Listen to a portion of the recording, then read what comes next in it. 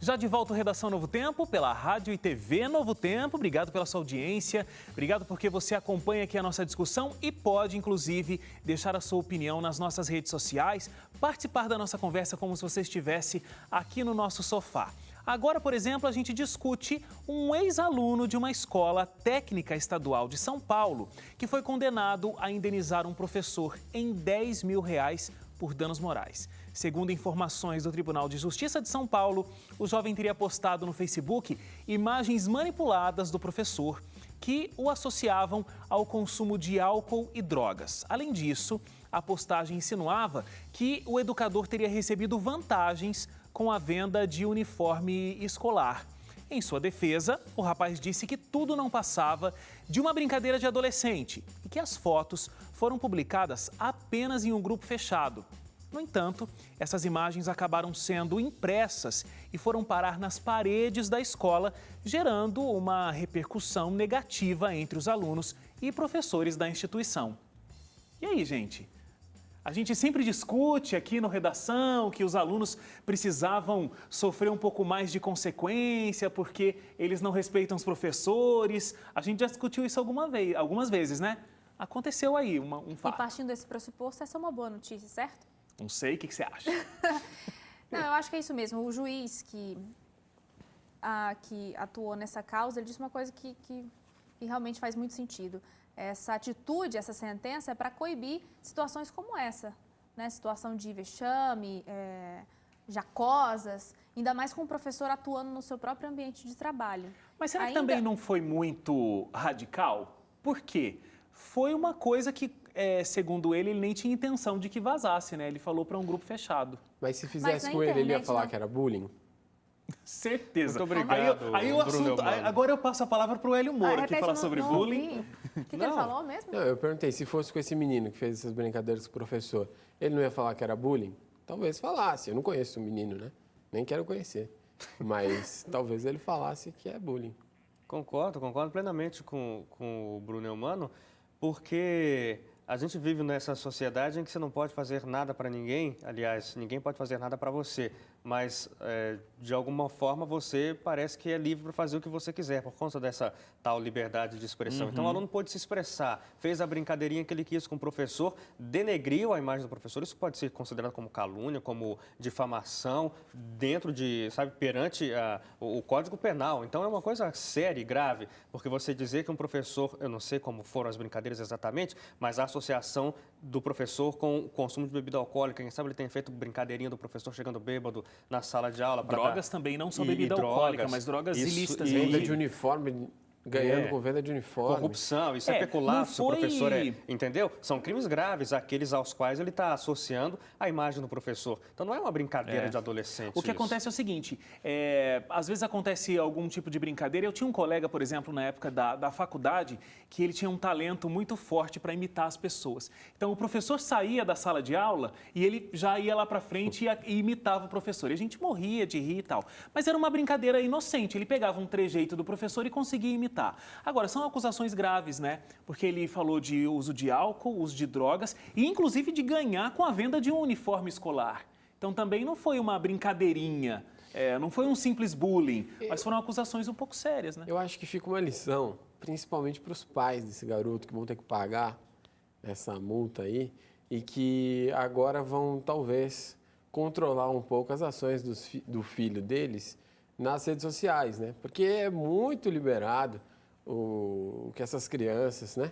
Não que eu seja muito velho, não tenho filho, mas o que as crianças, as atitudes das crianças nas redes sociais não são tão bem controladas por muitos pais. É claro que tem aqueles que controlam.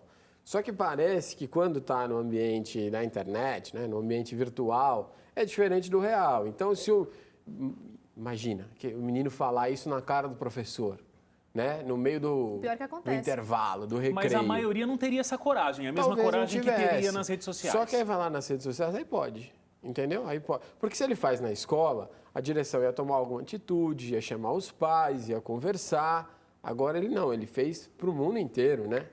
E as pessoas não se dão conta disso, porque quando está na internet, você pode ter uma impressão de que é mais reservado do que no pessoal, né? Do que no real. do que se eu fizesse aqui numa sala só com vocês, mas na internet pode ganhar uma proporção muito maior.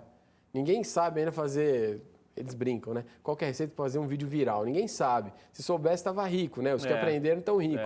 Agora, ninguém sabe o que vai repercutir ou não nas redes sociais. E você pode colocar um negócio desse e todo mundo ficar sabendo como aconteceu, e aí você vai levar uma multa E vai pode, aprender. pode causar uma Bruno. ação aqui, ó, como nesse caso. E esse caso aí do menino, embora não tenha relação direta uma coisa com a outra, mas me lembra aquela menina que a gente discutiu aqui no Redação, se não me engano, ou foi no jornal da Novo Tempo, que criou uma página no Facebook para reclamar dos professores dela, da escola dela, e sabe que Tem ganhou até uma hoje. repercussão, tem até hoje a página, eu não lembro o nome da página, também Meu não faço questão professor de lembrar. abusador. Não, outra coisa. É uma mais uma, antiga. uma menininha, era uma Novo Tempo, a gente menina já do falou ensino isso aqui. fundamental, se não me engano, e aí começava a falar sobre ela começou inclusive a querer pautar as aulas dos professores. Não, o professor mandou fazer tal coisa, isso eu acho um absurdo. Reclamava da lição de casa. E aí ganhou uma repercussão e a mídia aplaudiu, porque olha só, isso é revolução educacional, e a criança se interessando pela educação. O escambau, isso aí é gente, como o Bruno falou,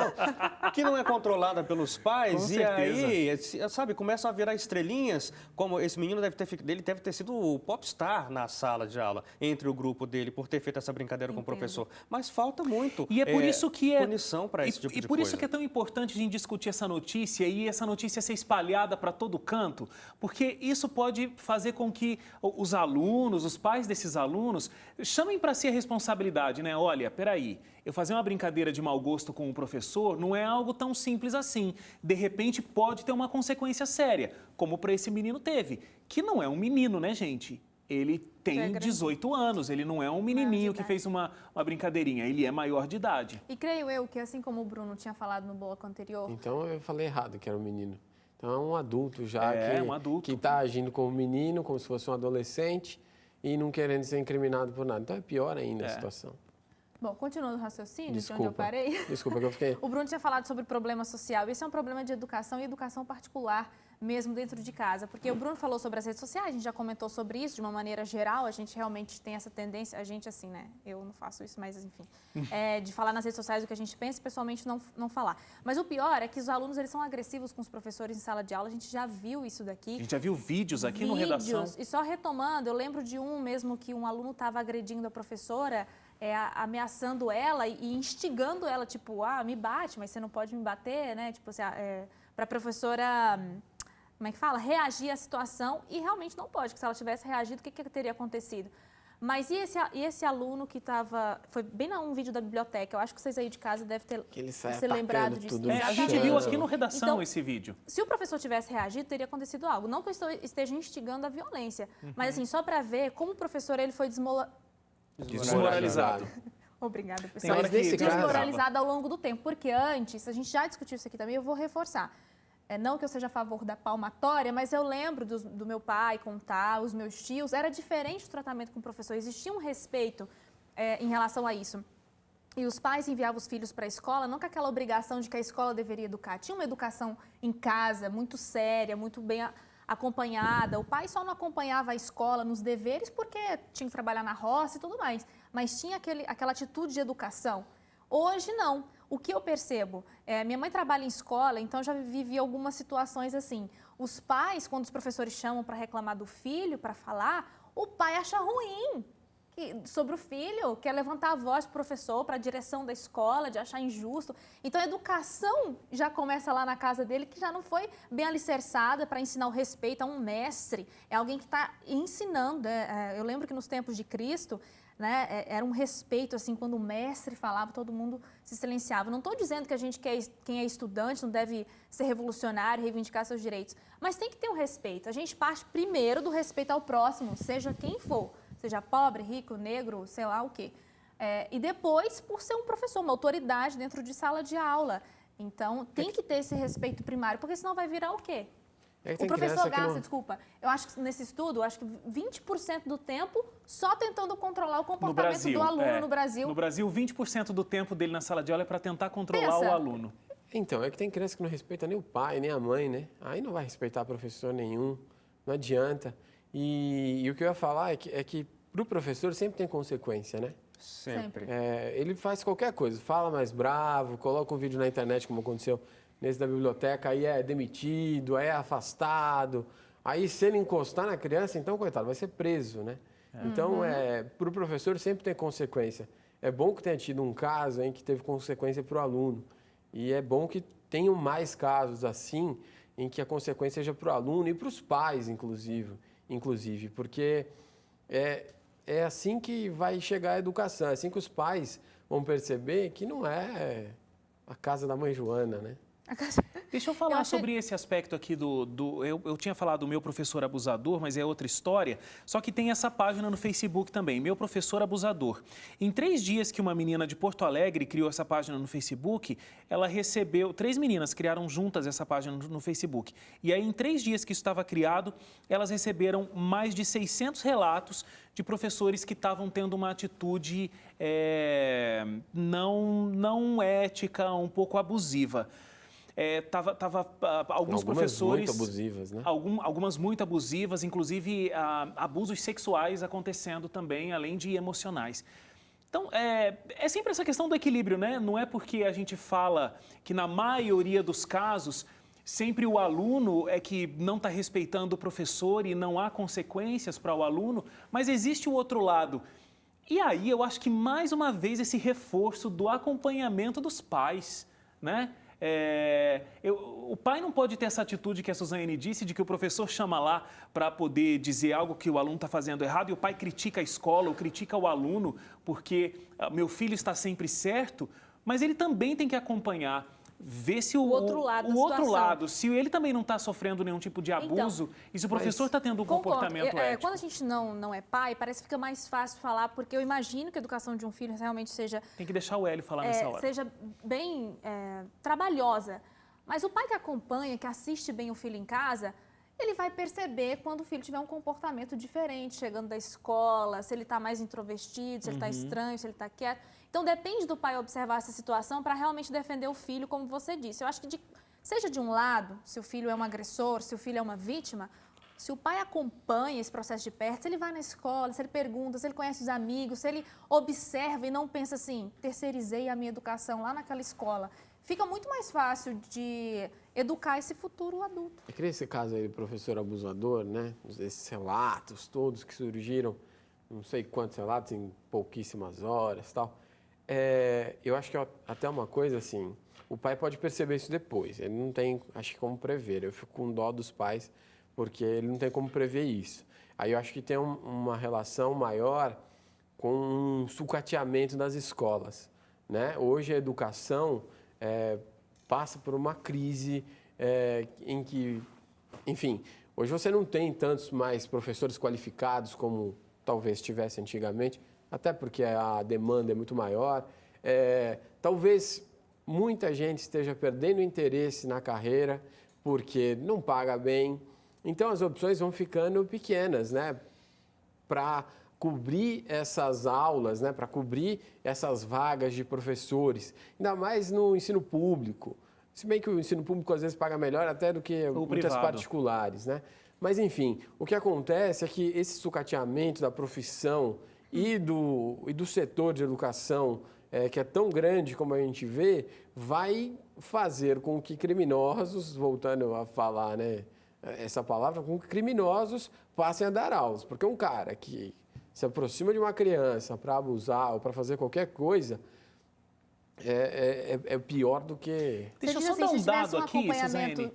Desculpa, só para completar o que o Bruno está falando, ele citou a questão dos salários. Olha, de acordo com o levantamento, somente 12,6% dos professores brasileiros consideram-se valorizados. Foi um levantamento, uma pesquisa, um estudo que percebeu que 90% dos professores brasileiros se sentem desvalorizados. E aí eles fizeram, inclusive, uma conta aqui com salários. Só para explicar o que eu queria, enquanto você acha aí, assim, eu não estou dizendo...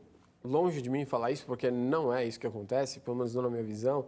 Os professores não fazem isso porque eles se sentem desvalorizados. Mas eu acho que é uma consequência da desvalorização você afastar pessoas que talvez fossem mais qualificadas para essa profissão e vai acabar levando, de repente, gente que não tem um interesse genuíno em ensinar, né, de repente, ou alguém que não teve sucesso, de repente, em uma outra área, ou que tem...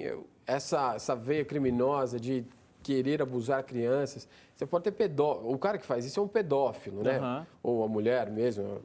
É pedofilia isso. E aí é onde você vai ter pedofilia na escola. De repente o pedófilo vai se sentir atraído para essa profissão por causa do contexto em que ele vai se inserir. Mas não que os professores desvalorizados façam coisas erradas. Eu achei muito interessante essa análise que você fez, porque eu já ouvi muito isso também. Ah, o pessoal reclama do salário dos professores, mas então por que eles aceitam esse trabalho? É o que eles ganham, mas tem isso. Às vezes você não paga um alto salário, então você acaba afastando pessoas melhor qualificadas e você acaba conseguindo um profissional que nem sempre tem, inclusive, uma formação. Essa pesquisa mostrou isso. A gente perde, o salário do professor brasileiro só perde para a Indonésia.